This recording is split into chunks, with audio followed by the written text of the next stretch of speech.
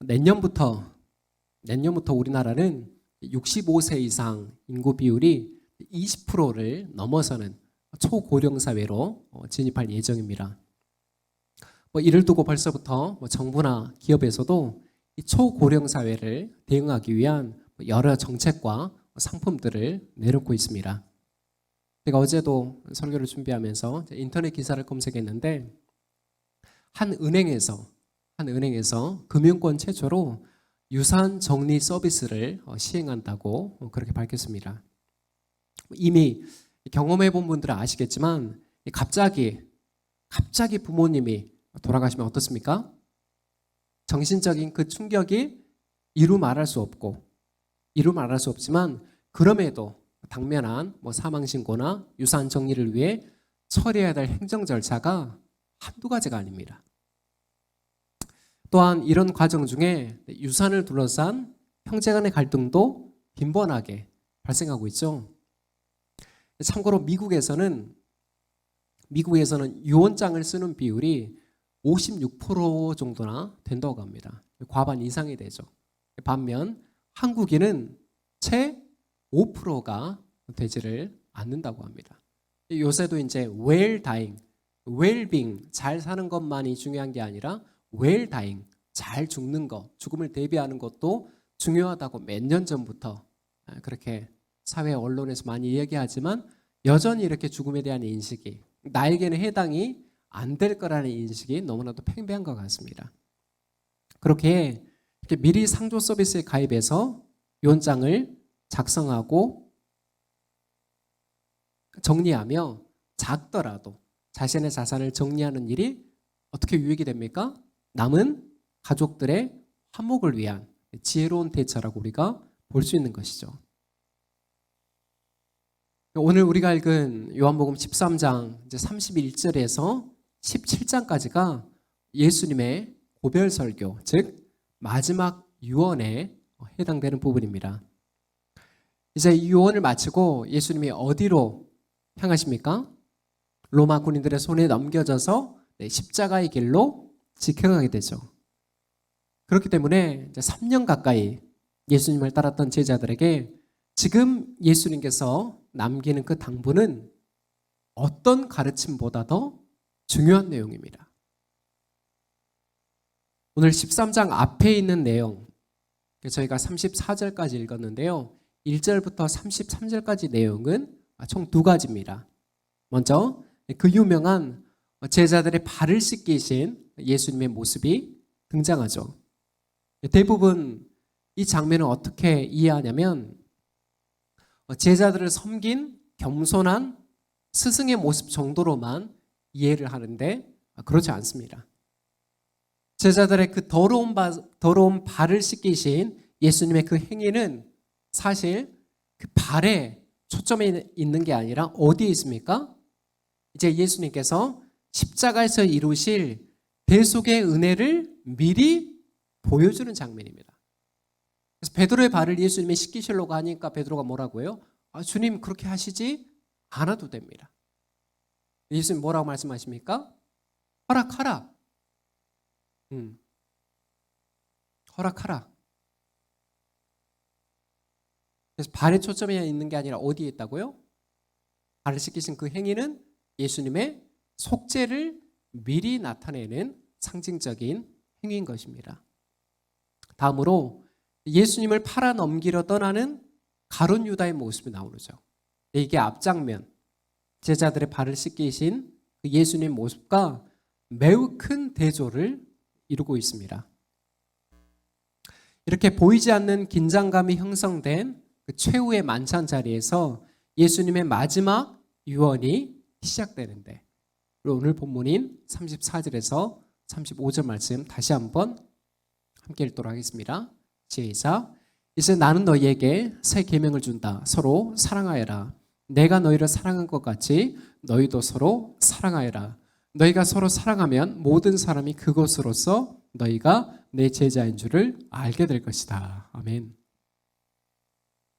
34절에 예수님께서 제자들에게 무엇을 주신다고 지금 말씀하고 있습니까? 너희에게 a new command, 새 계명을 주신다고 말씀하시죠. 그리고 그 새 계명의 내용이 무엇입니까? 내용이 뭐예요? 이어서 나오잖아요. 서로 사랑하여라.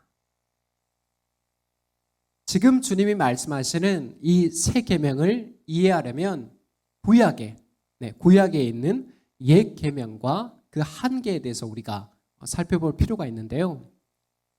옛 계명이란 홍해를 건넌 히브리 민족이 하나님의 산인 시내산에 도착하여 모세를 통해 받은 십계명을 의미합니다.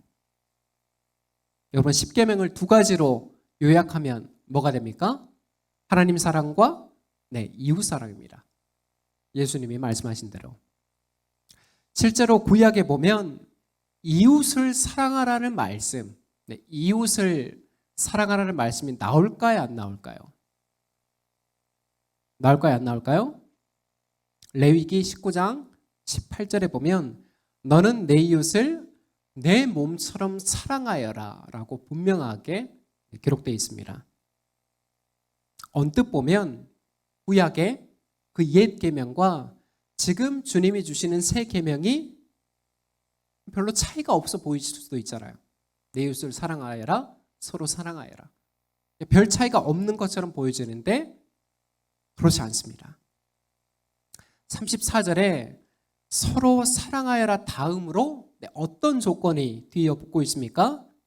내가 너희를 사랑한 것처럼, 내가 너희를 사랑한 것 같이 너희도 서로 사랑하여라. 구체적으로 말하면 이제 앞으로 주님이 십자가에서 보여주실 그 대속의 은혜, 곧 희생적 사랑을 지금 말씀하고 있는 거예요. 사실 그 옛 계명에 있는 이웃 사랑은 이스라엘 공동체의 그 질서와 화합을 위한 명령이었습니다. 왜냐하면 다른 사람을 내 몸처럼 곧 나를 기준으로 생각해야 어떤 비교나 시기나 질투 혹은 극단의 살인적인 감정까지도 제어할 수 있기 때문이죠. 그래서 유럽 사회에서는 여전히 이 정신이 잘 정착되고 있어 뿌리를 내리고 있습니다.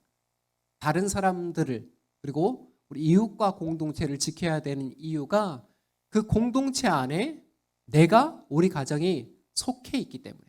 그래서 공동체의 질서가 깨어지면 모두 깨어진다고 생각을 해요.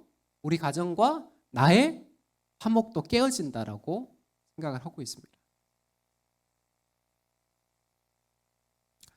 하지만 오늘 예수님께서 명령하신 새 계명은 그 옛 계명을 넘어서는 사랑, 곧 한계를 두지 않는 사랑입니다. 이게 옛 계명과 새 계명의 본질적인 차이예요.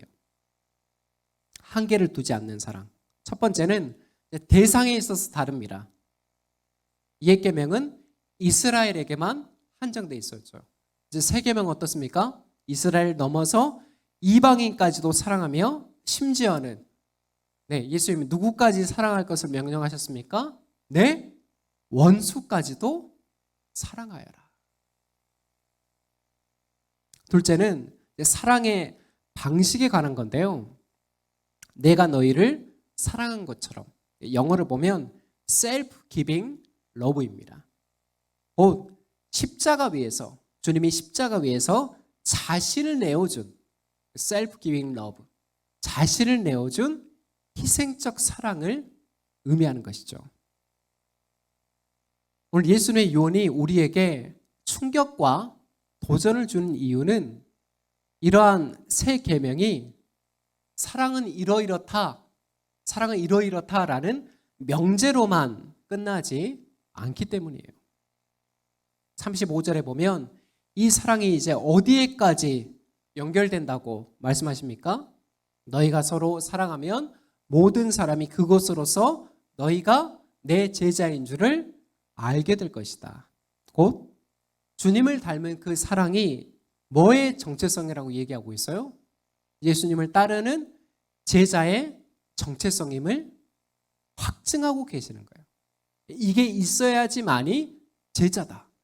이게 없으면 제자가 아니다. 라는 그 정체성의 문제를 지금 보여주고 계시는 거예요.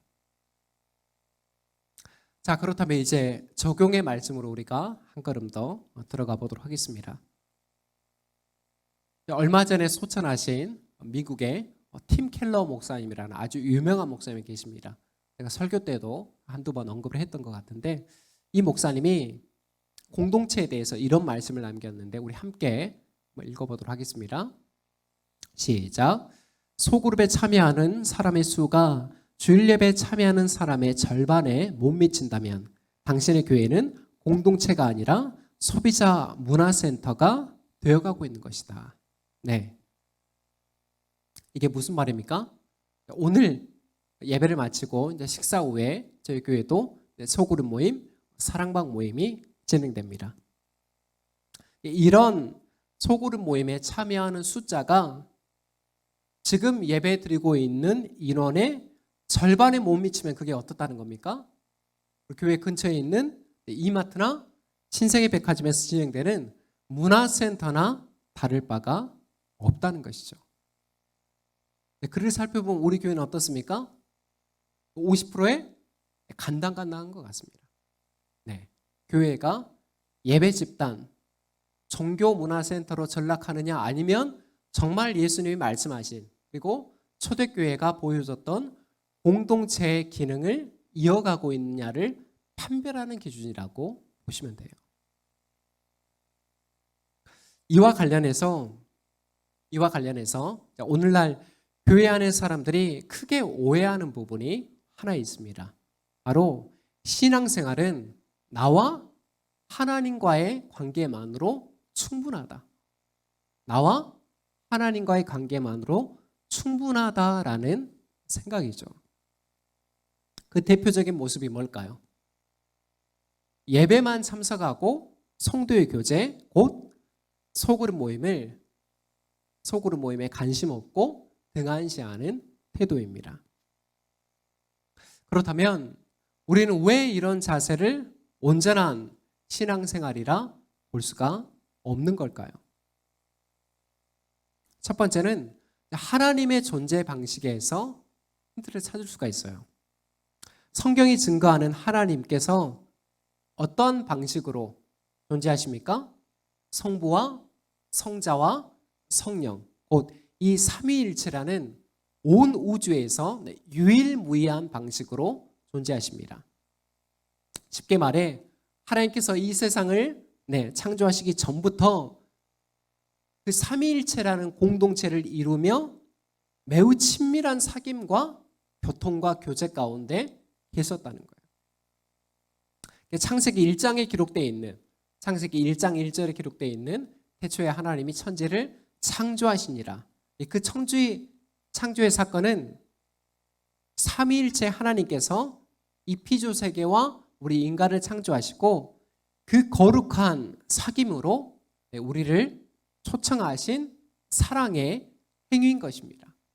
우리도 어때요? 부모 자식 간에 어디 좋은 데 가면 다음에 우리 가족들과 함께 가고 싶고 어디 모임 가서 맛있는 거 먹으면 어때요? 내 배우자에게도 내 아이들에게도 알려줘서 나중에 함께 먹고 싶다. 그 정서가 똑같습니다. 삼위일체 하나님 안에 누리는 그 연합과 그 친밀함과 그 교통이 너무나도 충만하고 너무나도 완벽한 사귐이었기 때문에 하나님이 그것을 나눠주고 싶으셨어요. 그래서 이 천지 세계를 창조하시고 인간을 창조하시고 그 삼위 하나님의 거룩한 교통 가운데, 교제 가운데 우리를 부르신 것입니다. 두 번째는 구약에 보면 하나님께서 이스라엘을 택하신 이유가 뭡니까? 가장 작고 힘없는 그들을 하나님 백성, 언약 공동체, 곧 이스라엘로 삼으시고 궁극적으로 그들을 통해서 이방 나라들을 하나님 앞에 세우기 위함인 것이죠. 그런데 이스라엘이 그 부르심에 충실했습니까?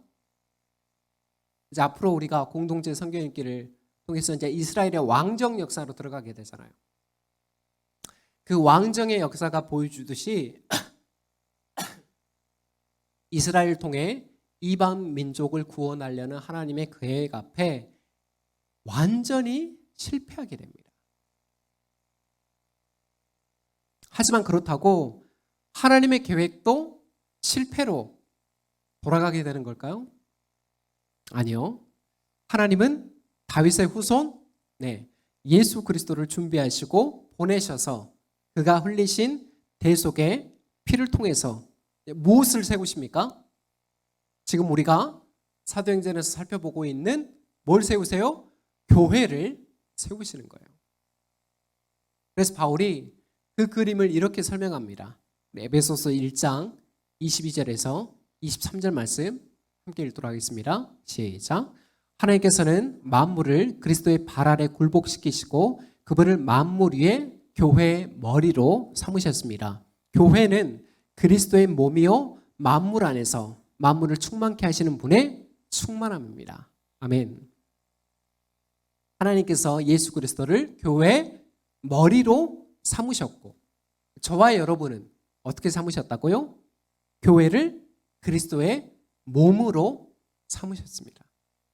교회의 머리는 예수 그리스도이시고 교회의 몸은 저와 여러분이에요.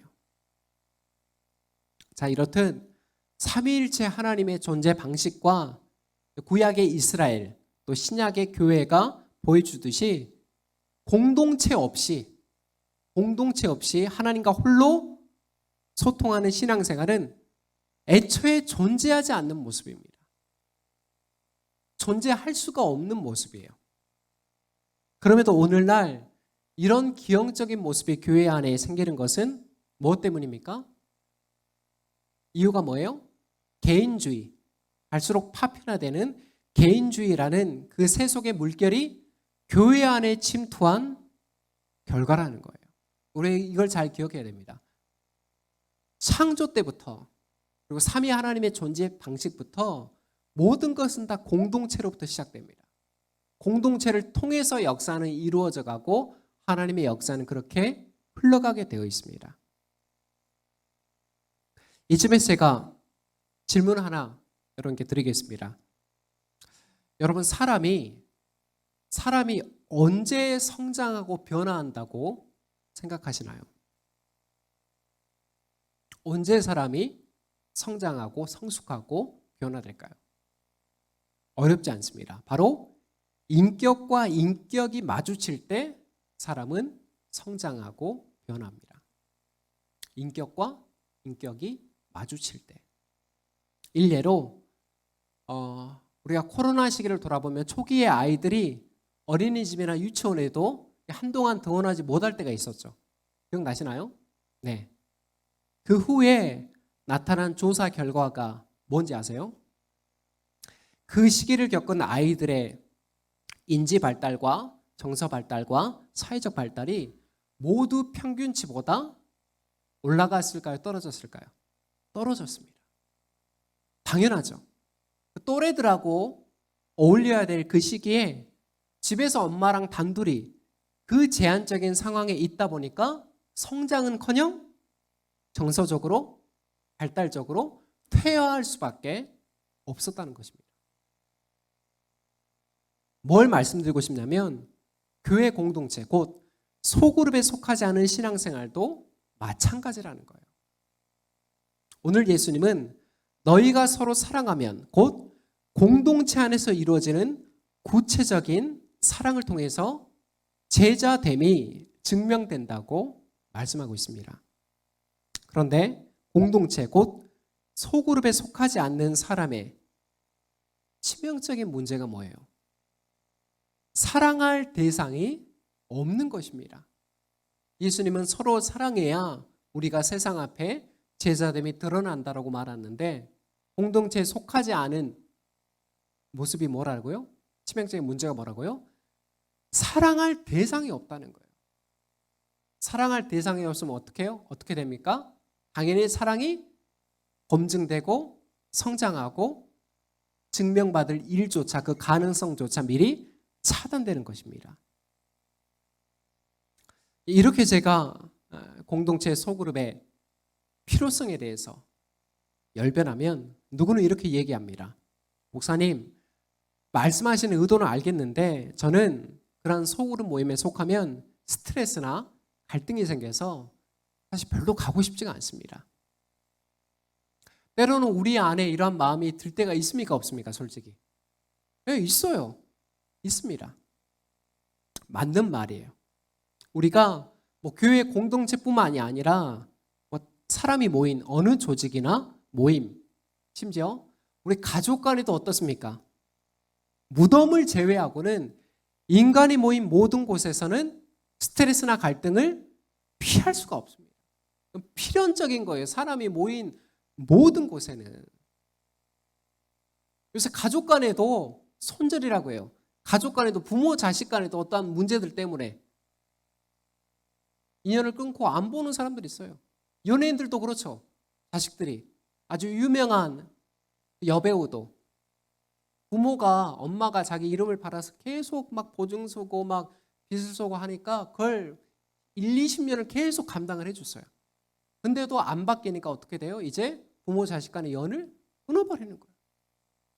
천륜이라는 부모 자식 간에도 그러는데 교회 밖의 모든 모임 그리고 심지어 교회 안에 소그룹 모임도 당연히 스트레스와 갈등은 필연적이라는 것입니다. 이걸 전제해야 돼요. 그럼에도 그런 스트레스와 갈등을 감수하면서까지 우리가 공동체성을 지향해야 될 이유가 뭡니까? 목적이 뭐예요? 지난 사도행전 강의에서 우리가 살펴봤었잖아요. 그 인종 욕구에 사로잡혀서 성령까지 속인 아나니아 삽비라 부부 때문에 교회 안에 매우 무서운 심판이 일어났습니다. 또한 구제의 문제 때문에 히브리파 과부들과 그리스파 과부들 사이에 갈등이 일어났었죠. 표면적으로 보면 갈등만 크게 부각되는데 결과적으로 하나님께서 이런 갈등을 통해서 교회를 어떻게 빚어가십니까? 교회를 더욱 성숙시키며 하나님의 사명에 집중하도록 만들어 가십니다. 지난주에 생겼던 스데반의 변론을 통해서 결과적으로 어떤 일이 일어납니까? 스데반은 순교를 당하고 예루살렘 교회는 사도들을 제외하고 뿔뿔이 다 흩어지게 되잖아요. 표면적으로 보면 뭐예요? 뭐가 커요? 갈등과 혼돈이 큽니다. 하지만 그를 통해서 이루시고자 하는 하나님의 계획이 뭡니까? 이제 복음을 예루살렘에서 유대와 사마리아 지방으로 이동하시는 그 계획 가운데 놓여져 있다는 것입니다. 그래서 이 큰 그림을 봐야 됩니다. 큰 그림을. 우리 교회도 이제 신혼부부들이 있는데 아직 그 콩깍지가 유효한 신혼 시절, 허니문 시기에는 뭐가 그렇게 부딪힐 일이 있겠습니까? 하지만 2년, 3년 시간이 지나다 보면 그간 보이지 않던 문제가 나타나는데 그게 뭡니까? 상대방의 단점이 눈에 들어오기 시작하는 거죠. 그래서 여러분 이 3년 미만의 이혼율이 가장 높다는 거 아세요? 이 시기에 이혼율이 가장 높습니다. 허니문이 이제 지나가고 본격적인 갈등으로 들어가는 시기. 하지만 이 시기에 서로의 다름을 인정하고 서로의 그 모난 부분들이 다 부족한 부분들이 있습니까? 없습니까? 그 모난 부분들이 깎이고 매끄러워지는 과정을 거친 부부들은 오히려 더 성장하고 성숙한 모습으로 부부 생활을 이어가는 것입니다. 아니 그렇잖아요. 우리 집사님의 권사님들 배우자가 다 마음에 들어서 지금까지 데리고 사십니까? 네? 다 마음에 들어서 지금까지 너무 사랑스러워서 지금까지 데리고 살아요? 아이 그런 집이 어디가 있어요. 저희 집도 그렇지 않습니다. 제 아내가 저를 볼 때도 그렇지 않아요. 마찬가지로 소그룹 안에서 일어나는 스트레스나 갈등도 그게 본질이 아니라는 거예요. 거기에서 좀 부딪히고 거기서 좀 나와 안 맞고 거기서 갈등이나 오해가 생겨난다고 해서 나는 여기에 속하지 않겠다. 이건 무슨 말이에요? 물고기가 물 안에 잠깐 누가 똥을 싸놨다고 해서 나는 이제 물을 떠나서 살겠다라는 말과 똑같은 겁니다. 우리가 집중해야 될 것은 이겁니다. 하나님께서 그 과정들을 통해서 우리가 공동체에서 서로 어우러지고 서로 그 모난 부분이 깎여지는 그 과정을 통해서 하나님 뭘 원하시는지, 하나님이 우리를 어떻게 훈련시키기를 원하시는지를 그거를 집중해야 돼요.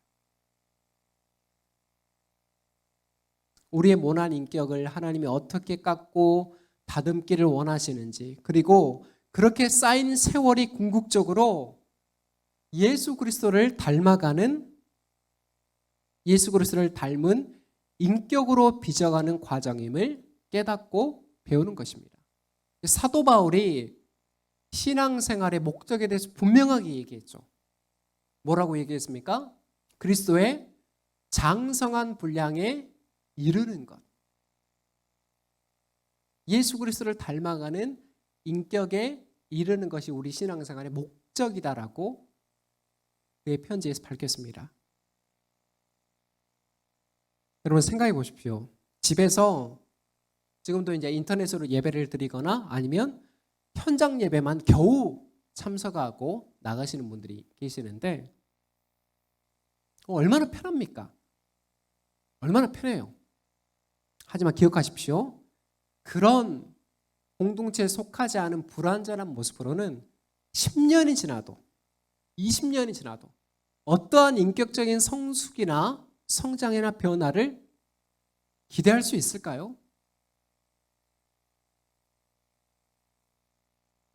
왜냐하면 아까 말씀드린 대로 사람은 어떨 때 변화한다고요?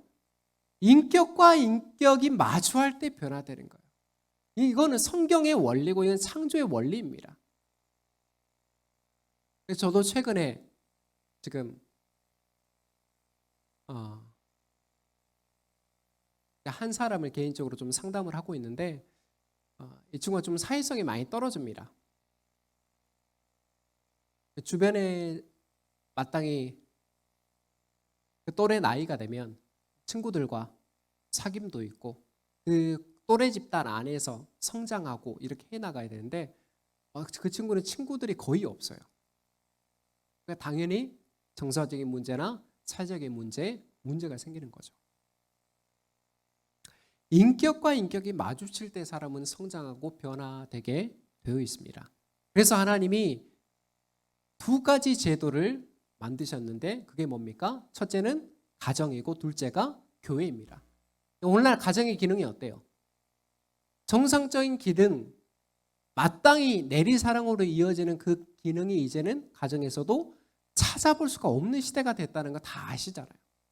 그래서 이제는 그 마지노선, 지켜야 되는 마지노선을 누가 감당을 해줘야 됩니까? 교회가 감당을 해줘야 된다는 것입니다.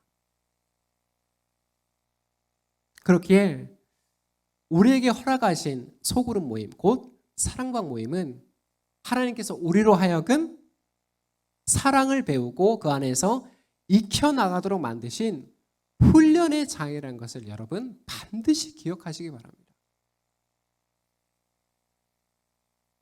오늘 제가 사도행전 강의 말씀을 준비하지를 못했어요. 단편 선교를 준비했습니다. 이유가 목요일부터 제가 몸이 좀 많이 안 좋았습니다.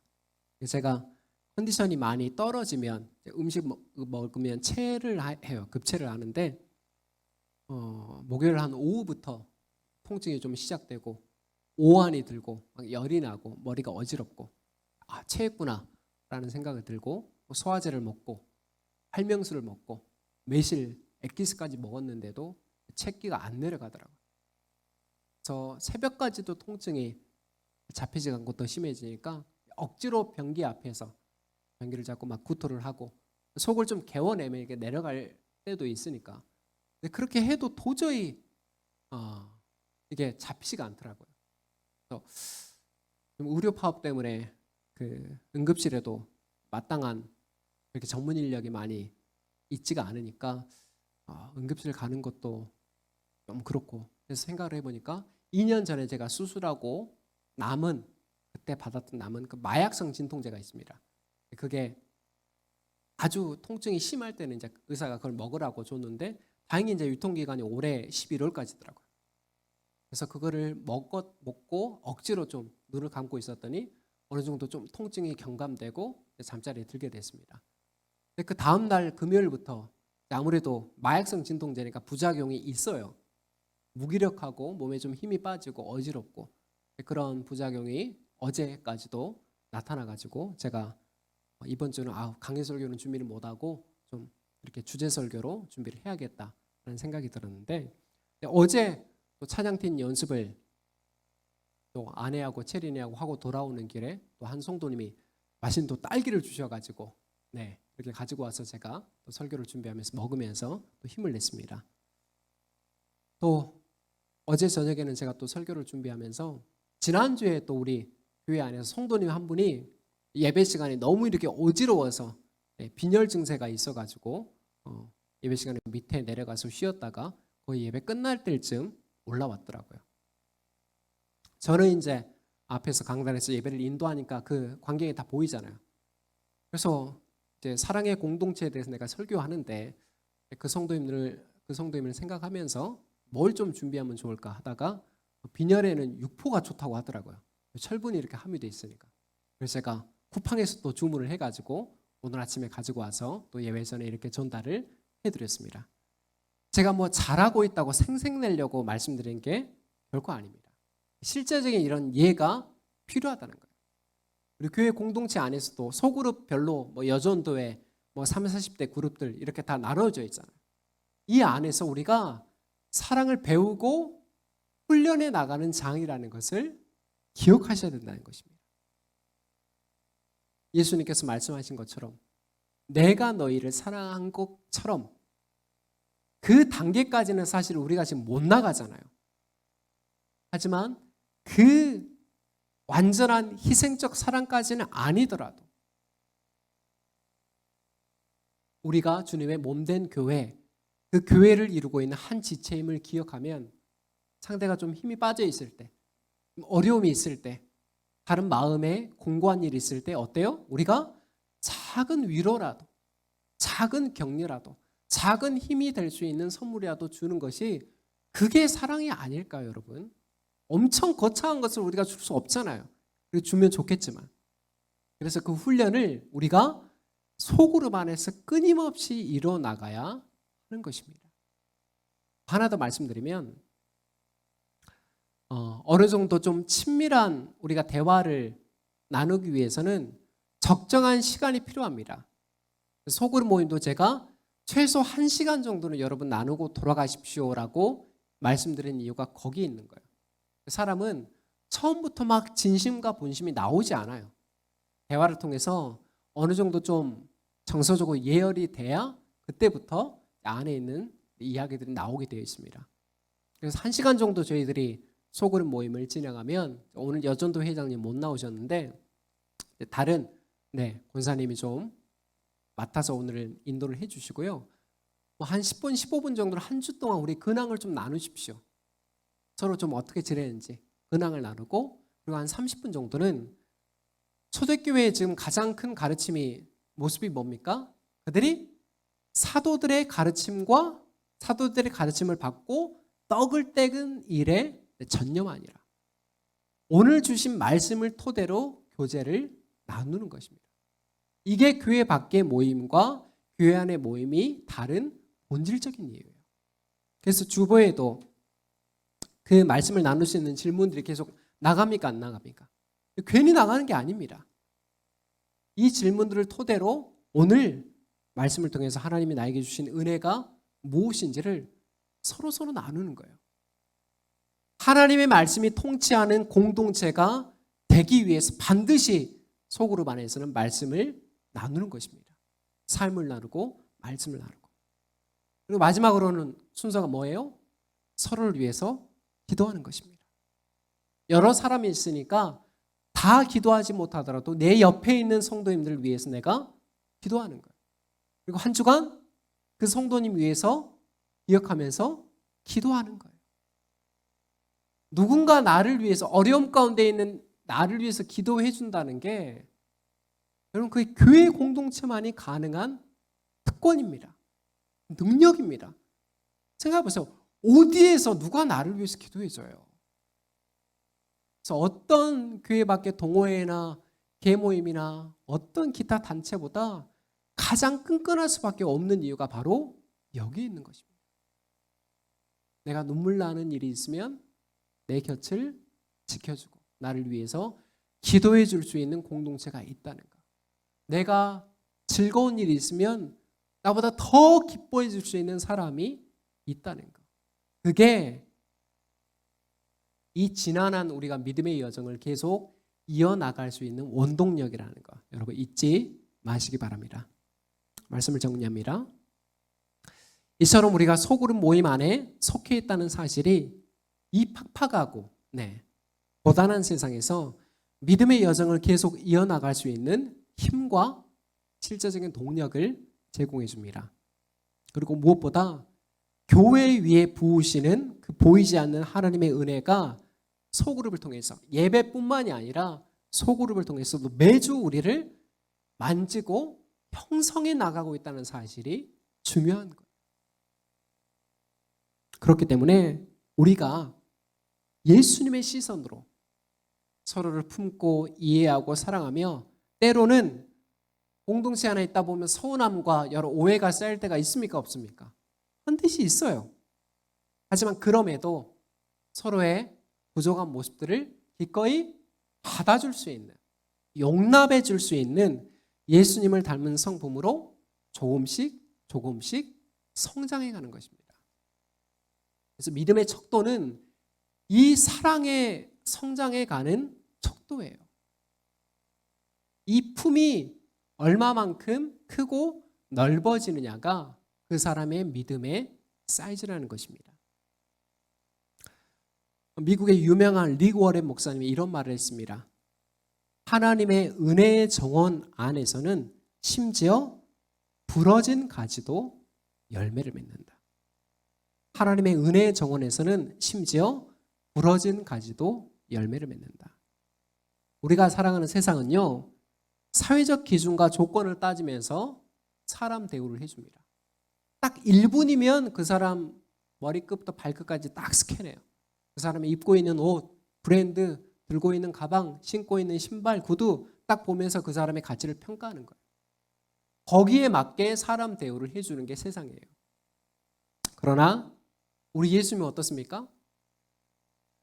우리 예수님만이 저와 여러분을 있는 그대로, 있는 모습 그대로를 받아주고 사랑해 주시는 분입니다. 이번 한 주간 그 주님을 교회의 머리로 삼는 우리가 주님의 몸된 교회로서 서로 사랑하는 그 실제적인 훈련을 통해 작은 예수로 세워져가는 그런 빛난 공동체로 서기를 예수 그리스도 이름으로 축원합니다. 기도하겠습니다.